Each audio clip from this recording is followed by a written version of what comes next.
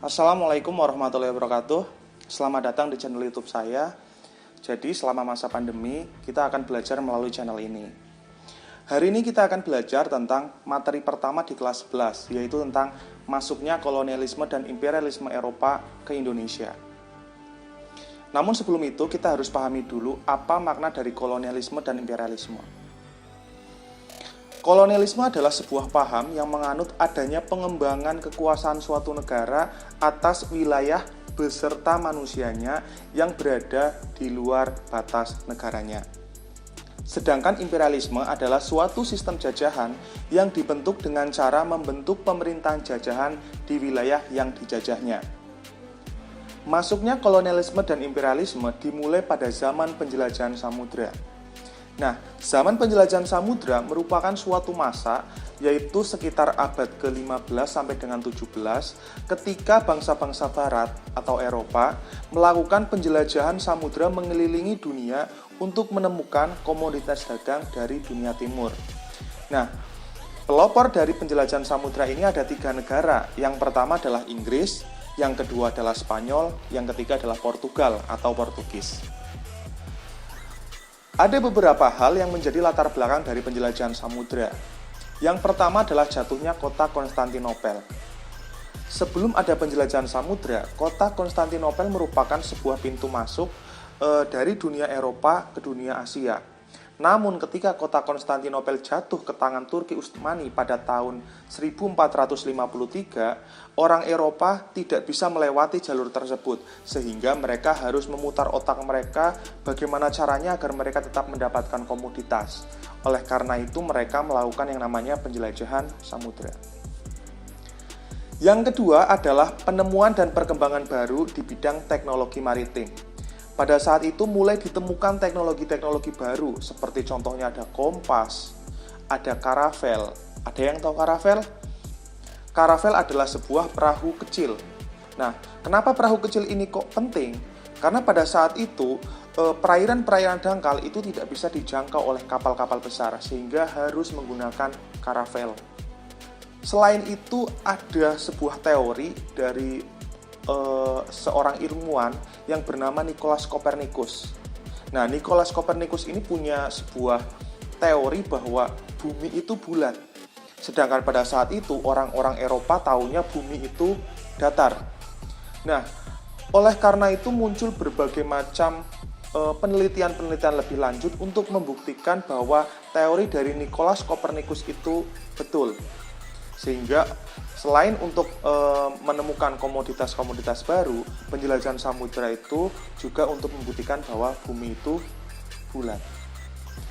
Yang ketiga adalah buku perjalanan Marco Polo. Marco Polo adalah seorang yang berasal dari Venesia, yang dia telah melakukan perjalanan keliling dunia. Nah, ketika melakukan keliling dunia, dia itu mencatat. Semua catatannya kemudian dibukukan, dan sepulangnya dia ke Eropa, buku tersebut kemudian berkembang dan menjadi inspirasi bagi para pelaut-pelaut Eropa untuk mengikuti jejak Marco Polo melakukan penjelajahan samudra keliling dunia. Dan yang selanjutnya adalah ada dorongan 3G. Apa itu 3G? 3G adalah Gold, Glory, Gospel. Gold adalah emas. Maksudnya adalah ketika mereka melakukan penjelajahan samudra adalah untuk mencari kekayaan. Kemudian yang kedua ada glory. Glory adalah kejayaan. Jadi ketika mereka melakukan penjelajahan samudra, di samping untuk mencari kekayaan juga mencari kejayaan. Dan yang ketiga adalah gospel. Gospel inilah yang misi yang ketiga selain gold dan glory, yaitu untuk menyebarkan agama Nasrani. Untuk kronologi kedatangan bangsa Eropa ke Nusantara bisa dilihat pada peta berikut ini.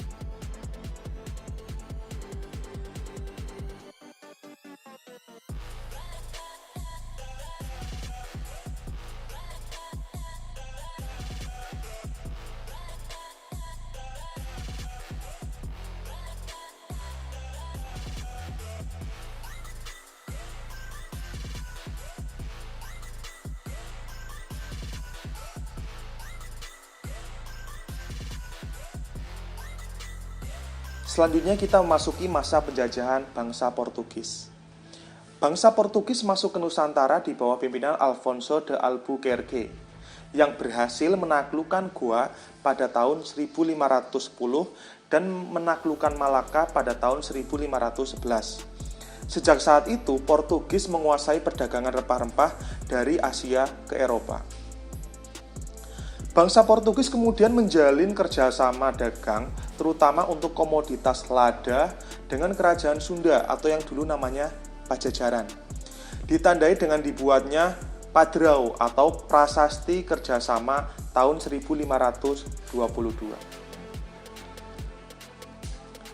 Kemudian selanjutnya adalah masa penjajahan bangsa Spanyol.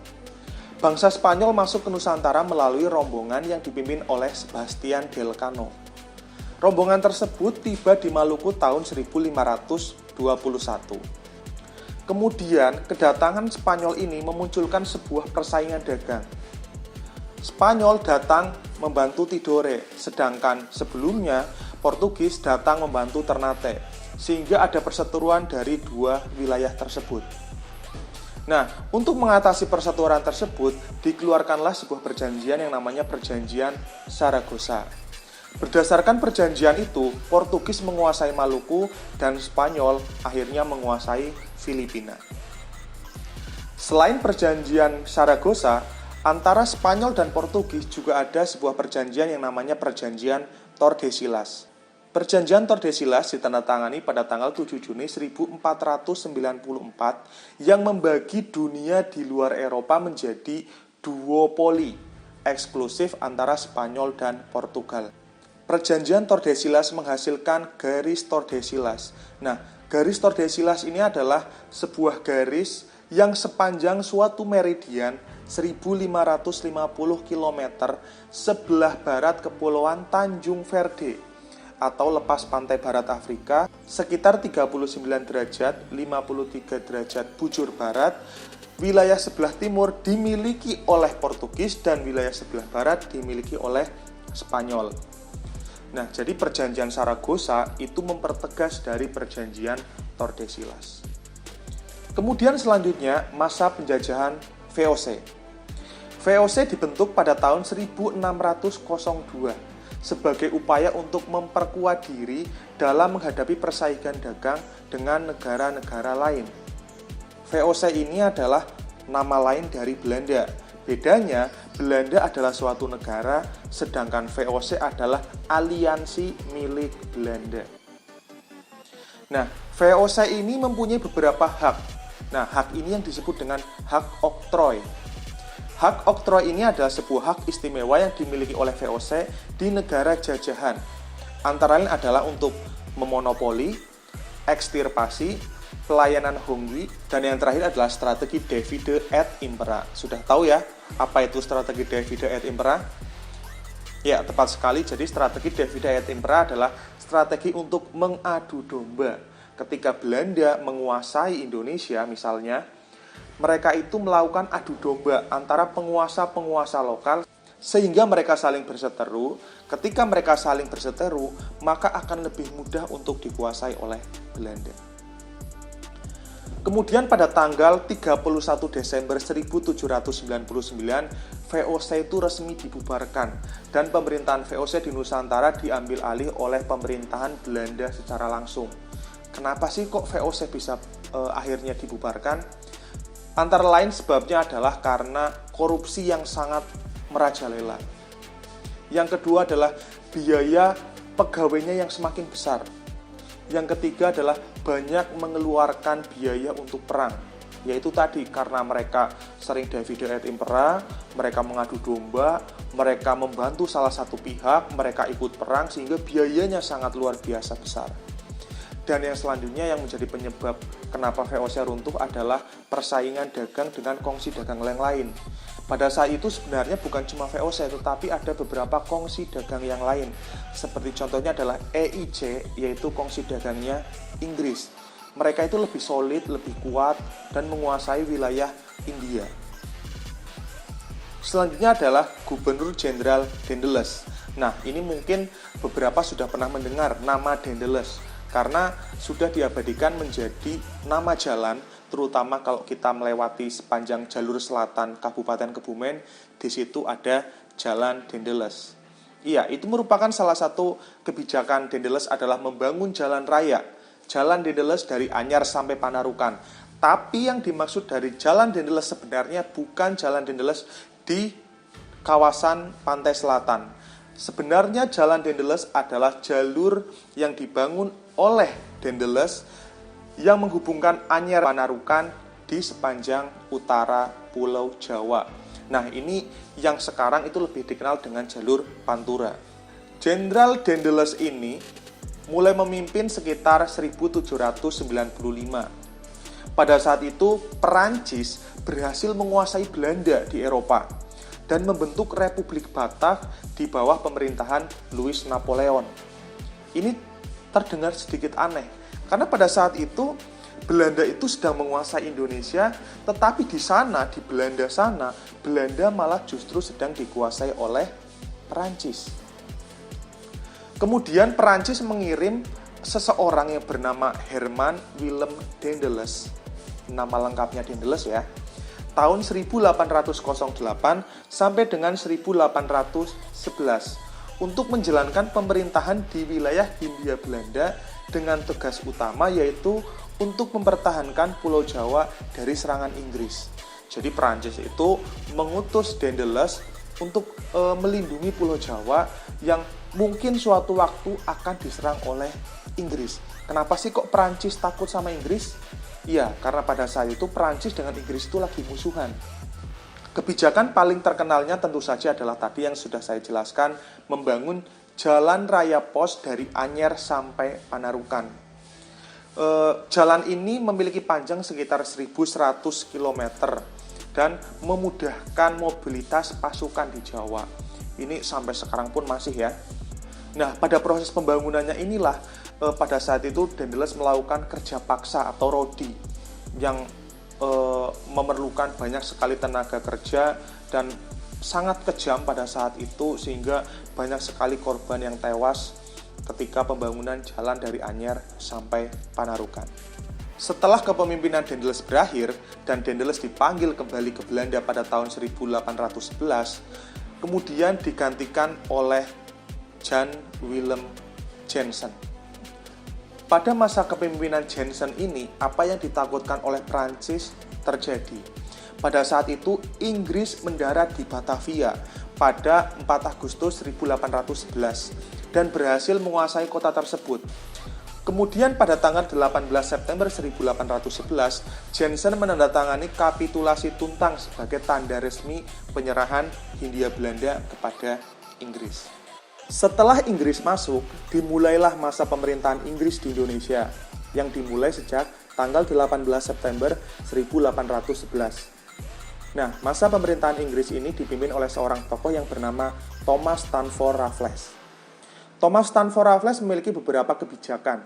Di antaranya yang pertama adalah membagi Pulau Jawa menjadi 16 karesidenan. Karesidenan inilah yang masih kita sering dengar sampai sekarang. Misalkan ada Karesidenan Kedu, Karesidenan Banyumas, Karesidenan Madiun, Karesidenan Semarang, dan masih banyak lagi. Nah, karesidenan ini adalah gabungan dari beberapa wilayah atau yang sekarang jadi kabupaten. Misalnya, Karesidenan Banyumas itu ada Banyumas, Purwokerto, Purbalingga, Cilacap.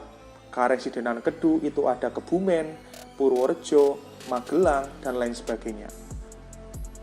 Kebijakan Raffles yang selanjutnya adalah menghapus peran para bupati sebagai pemungut pajak dan menjadikan mereka hanya sebagai pegawai pemerintahan kolonial. Kemudian, Raffles menetapkan sistem sewa tanah atau land rent. Kemudian yang selanjutnya, memberi kebebasan kepada para petani untuk menanam tanaman yang laku di pasaran dunia. Bisa dikatakan bahwa penjajahan yang dilakukan oleh Inggris ini lebih ringan daripada yang dilakukan oleh Belanda. Meskipun sama-sama memberatkan yang namanya penjajahan, tapi setidaknya pada masa pemerintahan Raffles itu bangsa Indonesia diberikan beberapa kebebasan. Misalkan tadi ada yang namanya petani itu bebas menanam tanaman apa saja asal tanaman itu laku di pasaran dunia. Berbeda sekali dengan pada masa Belanda pada saat itu yang ada tanam paksa. Nah, Raffles itu juga memiliki beberapa peninggalan di Indonesia yang cukup penting. Jadi Raffles itu adalah salah satu orang yang berhasil menemukan dan memugar Candi Borobudur. Jadi Candi Borobudur itu awalnya hanya batu-batu yang berserakan, yang mungkin bentuknya sangat amburadul, tapi ketika Raffles datang, Raffles menemukan ada bongkahan-bongkahan batu tersebut, kemudian disusun kembali, direkonstruksi dengan menggandeng para ahli untuk menyatukannya menjadi bangunan yang seperti kita kenal sekarang, yaitu Candi Borobudur, yang pernah masuk menjadi salah satu dari 7 keajaiban dunia. Kemudian Raffles itu juga melakukan penelitian di Pulau Jawa dan berhasil membuat sebuah buku yang berjudul History of Java. Jadi buku ini adalah karangan Raffles yang hasil penelitiannya untuk meneliti orang Jawa itu seperti apa, wilayahnya seperti apa, karakternya seperti apa, raja-rajanya seperti apa. Ini semua diteliti oleh beliau. Namun pemerintahan Raffles harus berakhir pada tahun 1811 dan digantikan oleh John Vandal Jr.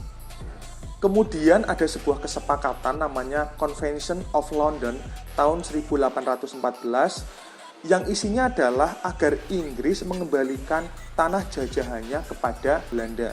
Sejak pada saat itu juga pemerintahan Inggris berakhir dan wilayah Hindia Belanda itu dikembalikan kepada Belanda. Jadi kita dijajah oleh Inggris hanya sebentar, mulai dari 1811 sampai dengan 1814. Kemudian kita kembali lagi mengalami penjajahan Belanda. Nah, penjajahan Belanda yang selanjutnya dimulai dari sebuah sistem ekonomi liberal. Kenapa sih kok ada sistem ekonomi liberal? Nah, jadi sistem ekonomi liberal itu muncul ketika di Eropa sana, di kerajaan Belanda, muncul kelompok liberal yang ada dalam parlemennya Belanda. Dan ini menguasai bukan hanya di Belanda, tapi juga ke wilayah jajahannya, yaitu Hindia Belanda. Sistem ekonomi liberal ini memiliki beberapa pengaruh. Antara lain adalah meningkatnya jumlah pengusaha asing yang ingin menanamkan modalnya di Hindia Belanda. Kemudian banyak muncul perkebunan-perkebunan milik swasta asing di Hindia Belanda. Kemudian yang selanjutnya adalah berkembangnya kegiatan pertambangan dan terjadinya pengerahan tenaga kerja secara besar-besaran. Pada masa sistem ekonomi liberal juga dikeluarkan beberapa undang-undang. Yang pertama adalah Undang-Undang Agraria atau bahasa Belandanya Agrarische Wet, yaitu tahun 1870. Yang kedua adalah Undang-Undang Gula atau Suiker Wet tahun 1870 juga. Namun sistem ekonomi liberal ini memberikan dampak yang luar biasa. Di antaranya adalah eksploitasi sumber daya alam dan sumber daya manusia yang telah melampaui batas. Kemudian, penduduk pribumi kehilangan tanah miliknya yang dipaksa, disewakan, atau bahkan dijual. Dan yang terakhir, mereka itu dipaksa menjadi kuli di tanah mereka sendiri. Kemudian, kelompok humanis yang ada di Belanda sana itu mengecam adanya sistem ekonomi liberal ini, dan kemudian mereka itu mencetuskan sebuah politik yang disebut sebagai politik etis atau politik balas budi. Nah, politik etis ini adalah untuk menggantikan sistem ekonomi liberal. Kemudian kita lanjutkan ke pelaksanaan politik etis. Nah, latar belakang munculnya politik etis yaitu yang pertama adanya kritikan dari kaum humanis terhadap kebijakan politik pintu terbuka. Politik pintu terbuka adalah politik pada masa zaman ekonomi liberal tadi ya. Kemudian muncul sebuah artikel yang berjudul N.